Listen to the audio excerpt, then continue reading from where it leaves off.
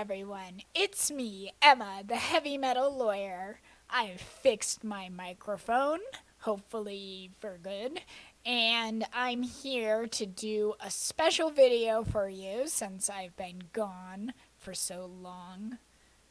A tier list for the full-length albums of one of my favorite bands of all time, founders of grindcore and committed critics of capitalism, hailing from the UK, Napalm Death.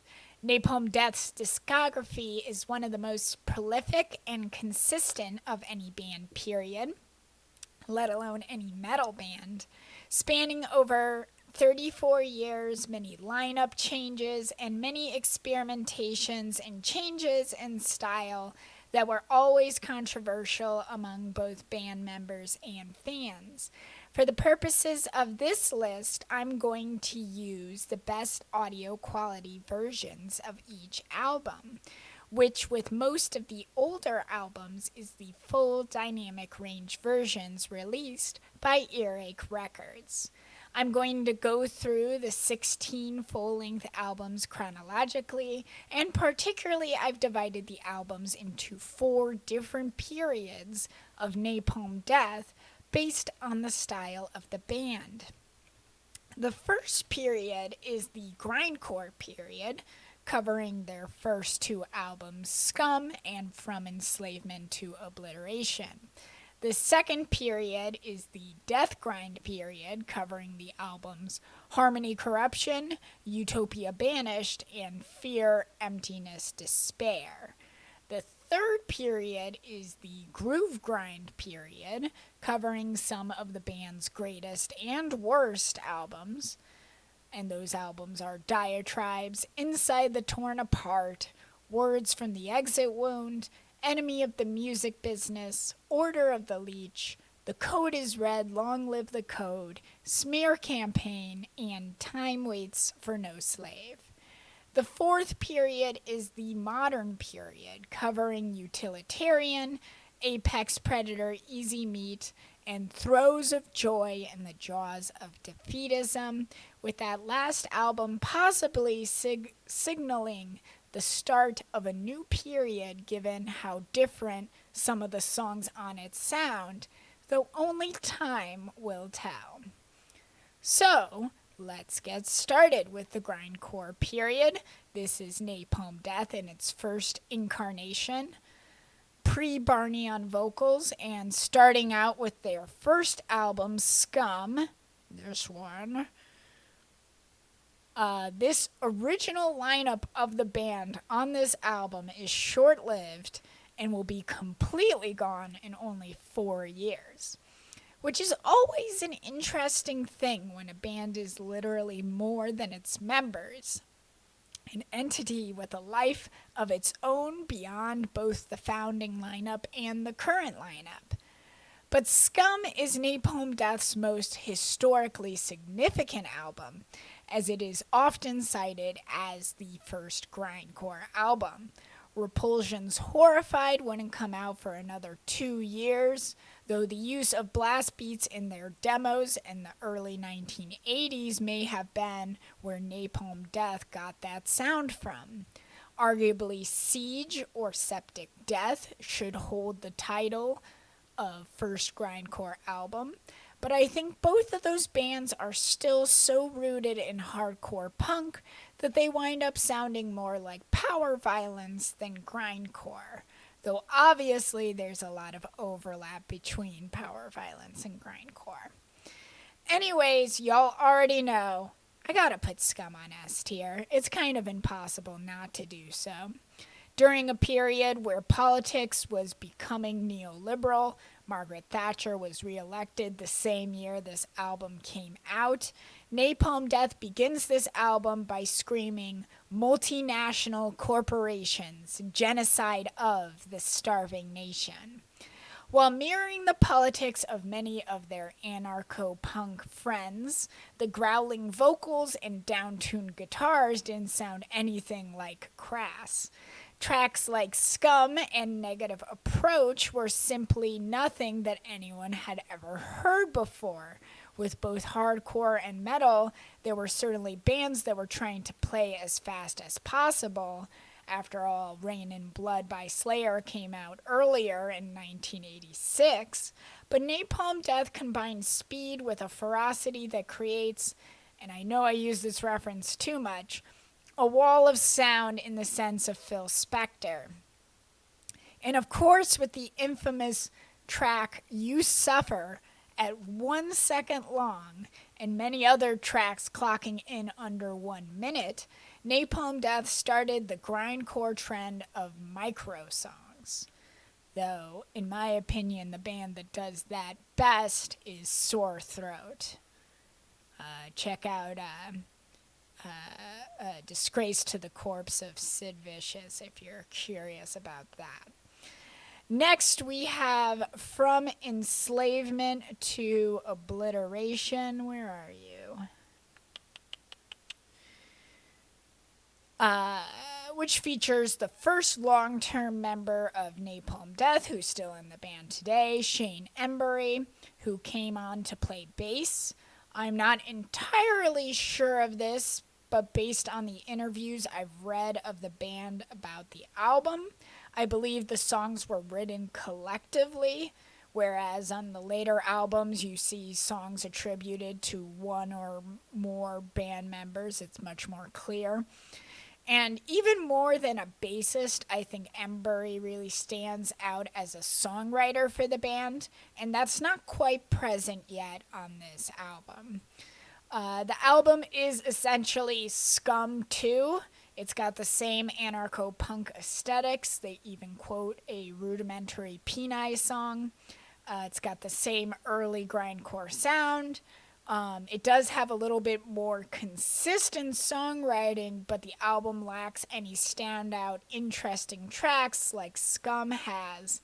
And the backing vocals by drummer Mick Harris are well placed, but could have been better executed. Sometimes they sound less wretched and more like Mick is actually choking on his own words. Still a superb album, though, and while Scum is obviously the history maker, this is the album where you can listen to it and really precisely hear the foundation for grindcore music. You can hear this album even in modern grindcore bands today, like Insect Warfare, Wormrot, and Internal Rot. There are a lot of grindcore bands with rot in the name. Anyways, FETO goes in the A tier. Now we get into the death grind period. Napalm Death had always had a close relationship to their label mates Carcass, sharing a lot of members like guitarist Bill Steer in their early days, as well as sharing origins in anarcho-punk. Before Carcass embraced all things gore, they were called Electro Hippies, which itself is an amazing band worth checking out. But anyways, Napalm Death, Carcass, and really the whole Earache Records roster starts moving in a more death metal direction by the 90s. A big push for Napalm Death to move in that direction was trading vocalist Lee Dorian for Barney Greenway, aka Grindcore Zaddy, just a beautiful, sweaty boy. Barney had been in the death metal band Benediction, and if you listen to their one album with Barney titled Subconscious Terror, it's pretty much the same vocals that you hear on our next Napalm Death album, Harmony Corruption. It's just got a bit more drive and energy in Harmony Corruption, and it's less spooky than what you hear on Benediction's Subconscious Terror. Barney hasn't quite found his voice in this album, though it certainly sounds like an early version of it. The songwriting is a bit too much of a full-on adoption of death metal rather than the death grind blend that will characterize this period. A lot of the songs are quite long, and there are no micro songs on this one.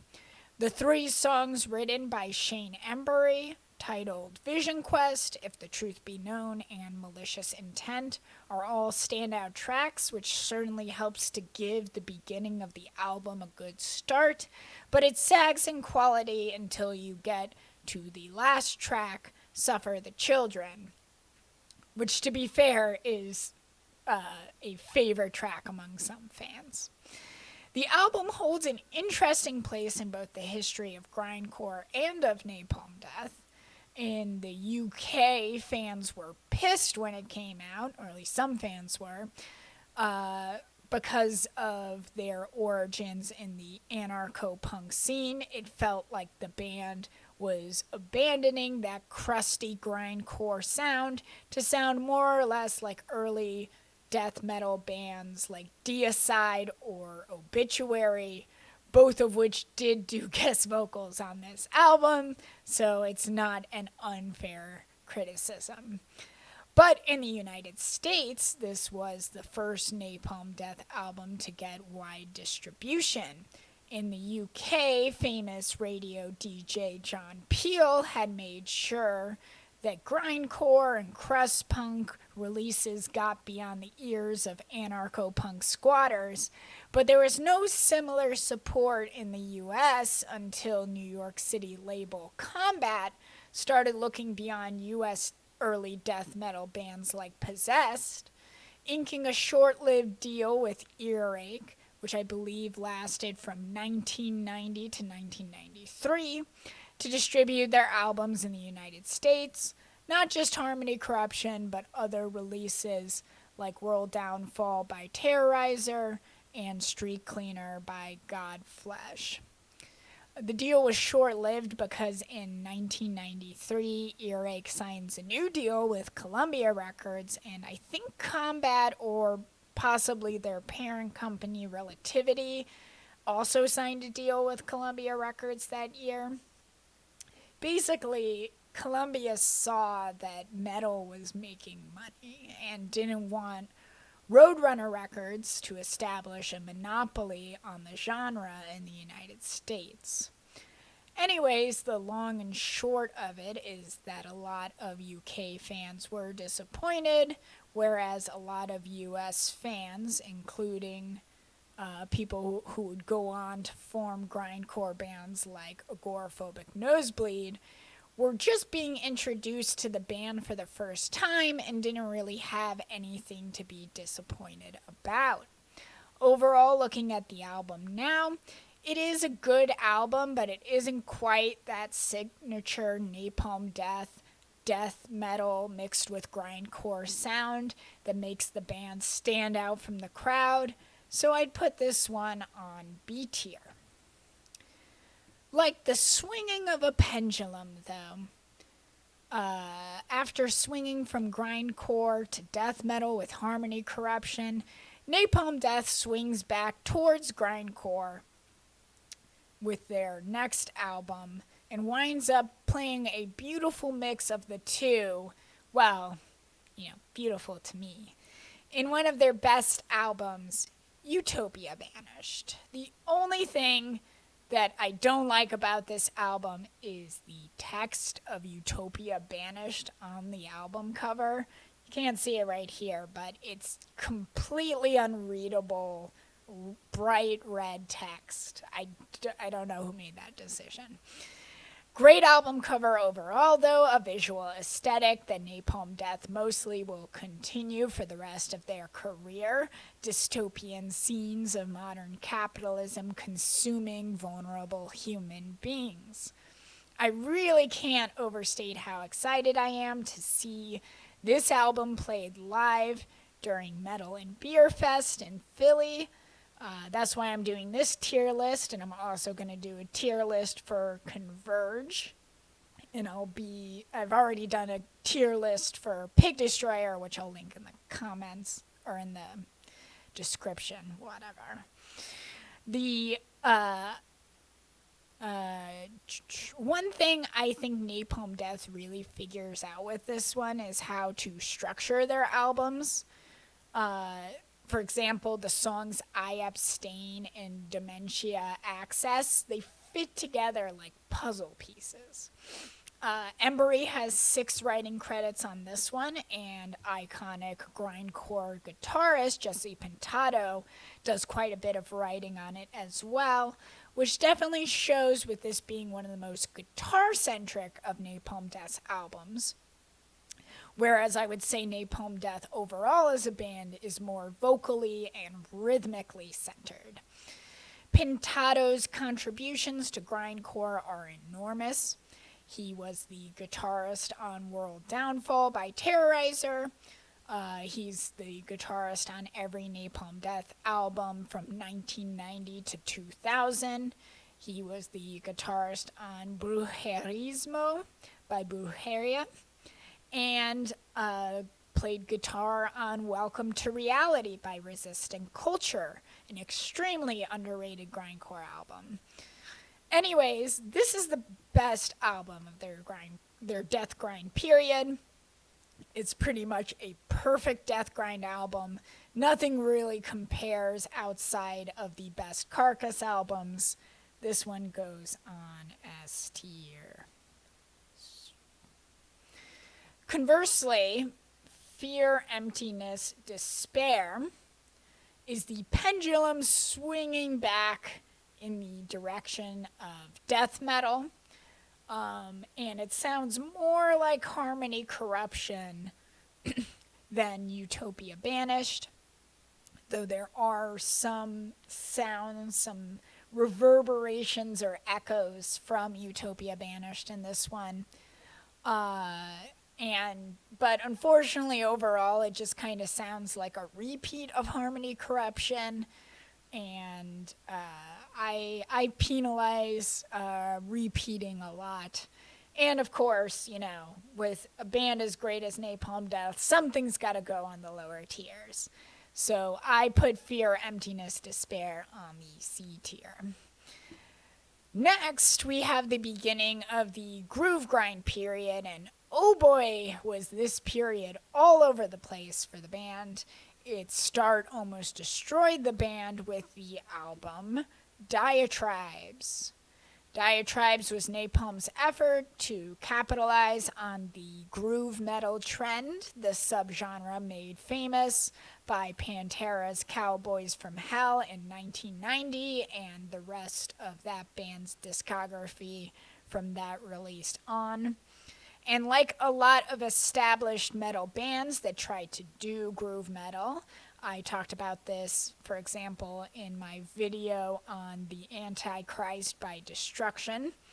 This did not go well for them. Diatribes is Napalm Death's most boring album, a real blow to a band where its most consistent feature had been never being boring, even if they were abrasive and challenging and so on. Barney's vocals are stubbornly the same, perhaps reflecting his disdain for the band taking this direction, and they really do not fit the backing music at all. This one goes in the D tier. Womp womp. The band actually wound up firing Barney, as I detailed in my video for Damage 351 by Extreme Noise Terror, but then they unfired him just in time for their album Inside the Torn Apart. While not as much of an abandonment of their signature sound as Diatribes, you can still hear on tracks like Breed to Breathe that the band hasn't given up on incorporating elements of groove metal into their music. And as I'll detail with the next albums, I think this actually winds up being good for the band's sound in the long term. But at this point, they're still very new to playing that sound. They're still very new to writing parts for it and incorporating it into their general death grind sound seamlessly. So overall, this one is a C tier album for me. Following that album, you have Words from the Exit Wound, an album that got a lot of mixed reviews at the time and continues to get mixed reviews to this day. The reason for the mixed reviews is essentially the maturing of the experimentation that was first visible on Diatribes. The album manages to have that signature death grind sound, but rather than the songs having the kind of structuring you see on something like Utopia Banished, the band creates grooves by slowing down and letting the ferocity of the music rock the listener like a boat in water. When the band does it successfully on the album, it kicks ass, namely the standout track Next of Kin to Chaos. But overall, the album is pretty inconsistent and still working out the kinks of this sound, but you're really starting to see it vibe. So this one goes on B tier for me. The first time the band really nails this great new Napalm Death sound is on the album Enemy of the Music Business. This is a really interesting album as well because it's the band's Fuck You album to their former label Earache Records, and more generally expressing the band's disgust at the awful politics in the year 2000.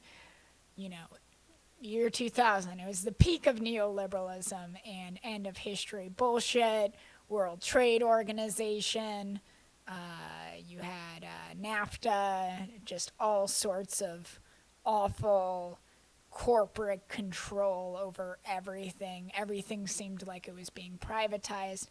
You know, people really talk about how we live in dystopian times now, but things were pretty dystopian back then.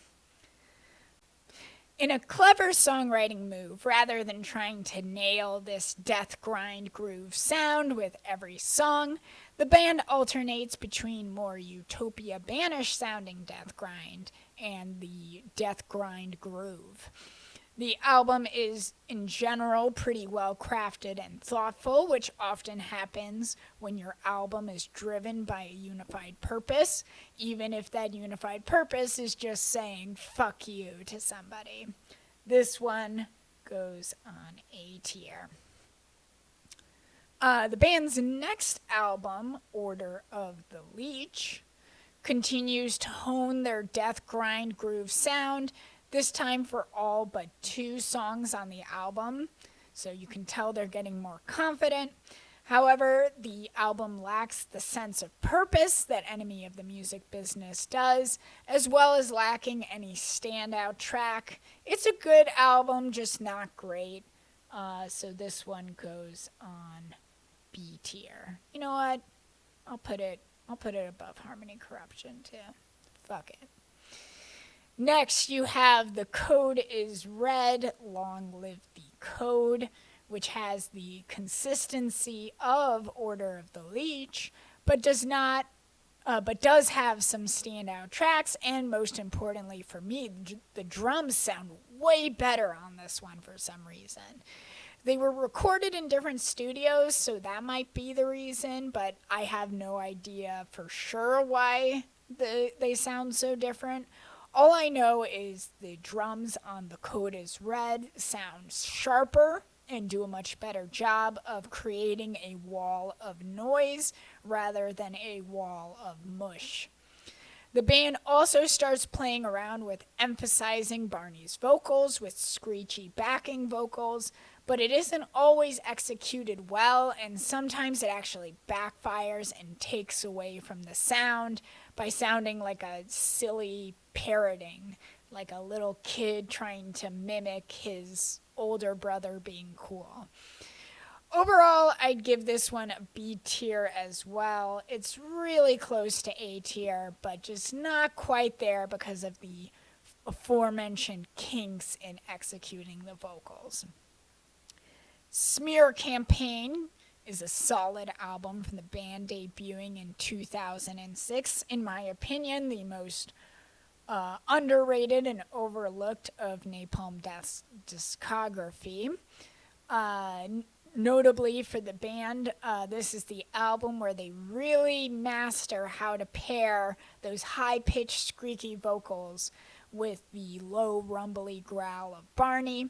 And just like with Enemy of the Music Business, the album has a clear purpose, as the band made it a concept album about the hypocrisy and violence of religion.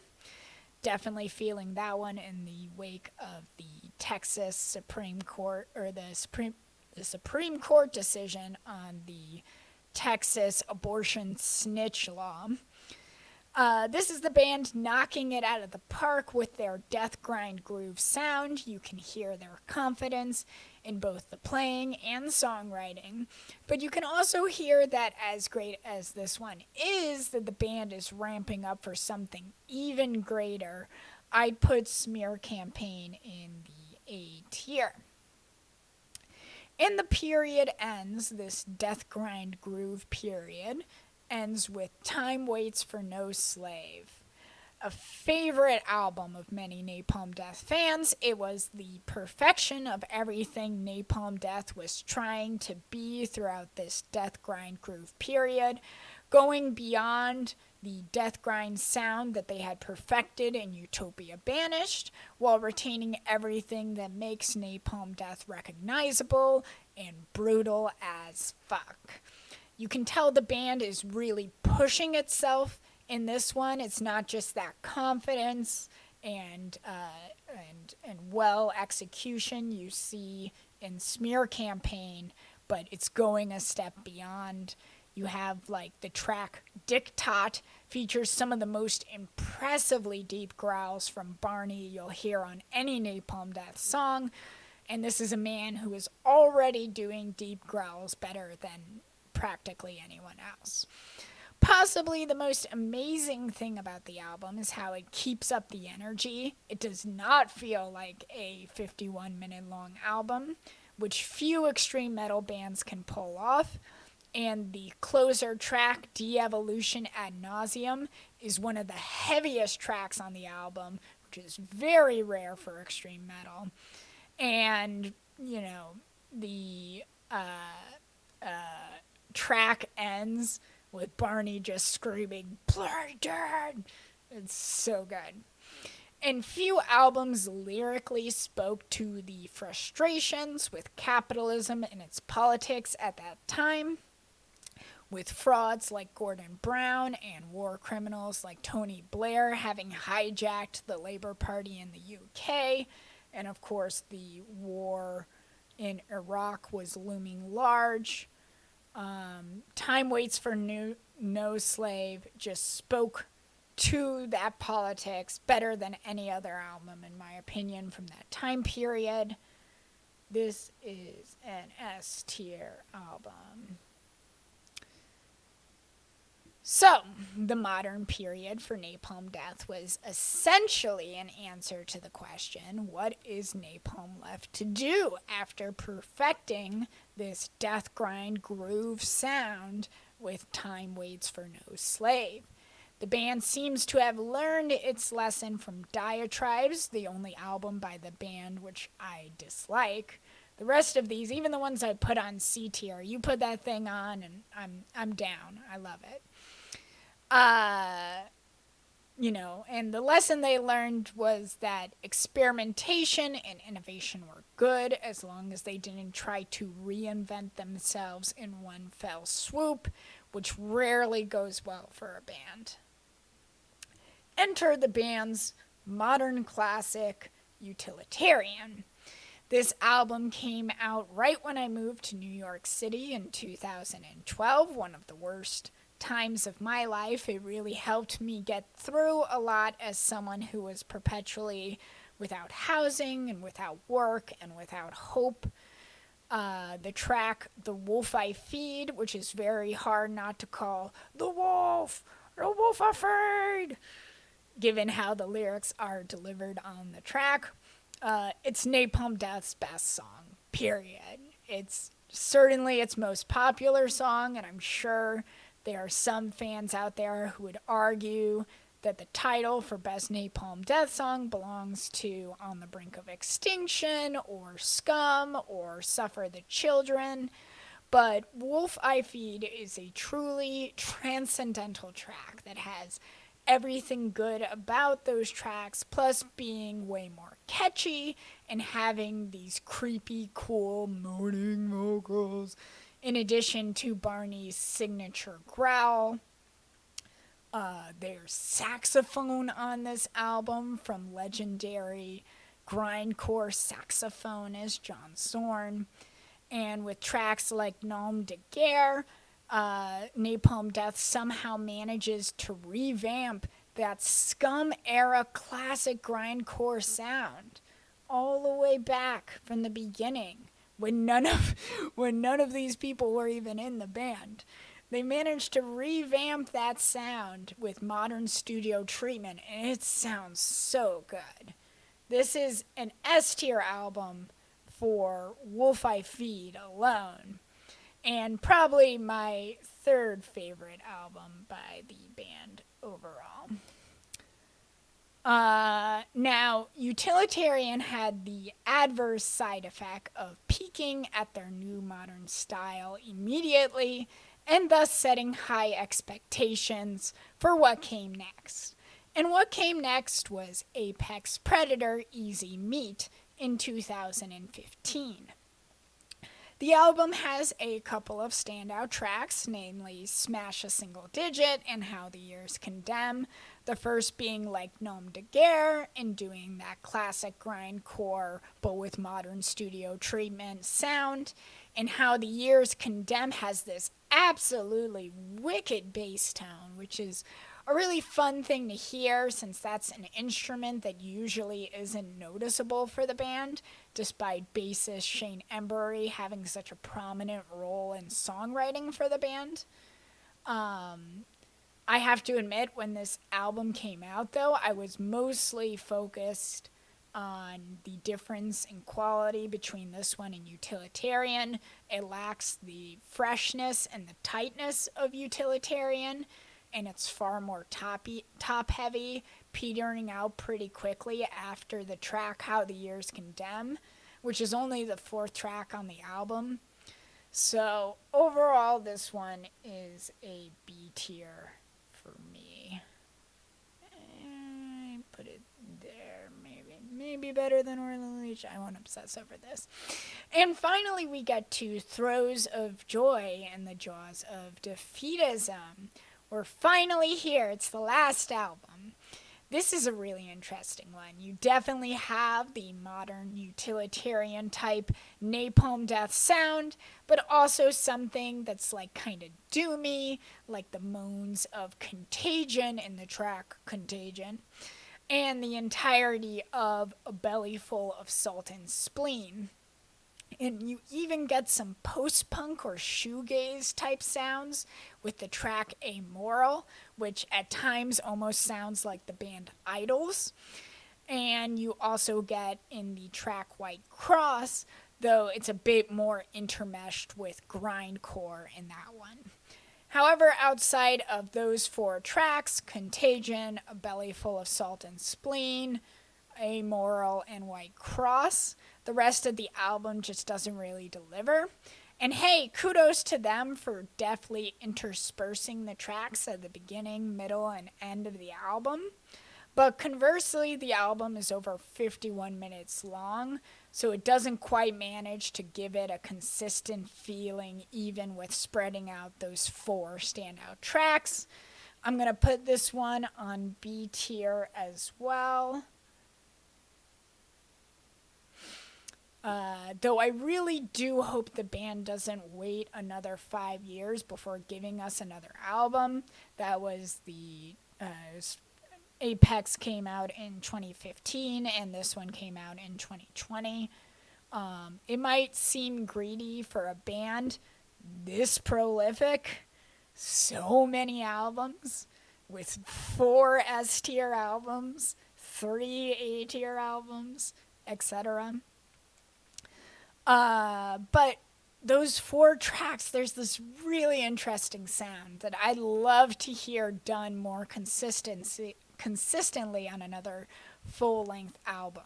Like, if they just want to do a full-length album that sounds like A Belly Full of Salt and Spleen, I think that would kick ass. I think that could sound so good. But yeah, that's it. This is the Napalm Death discography, founders of grindcore, masters of death grind, eventual masters of adding groove to the death grind, and still staying fresh today in ways that few bands that have been around for 40 years, 40 years, can say. Thank you for listening, and if you like this video, please subscribe so you can check out my daily metal albums where I talk about the metal album that came out each day in history, why it is so brutal, and where it fits in the history of the genre.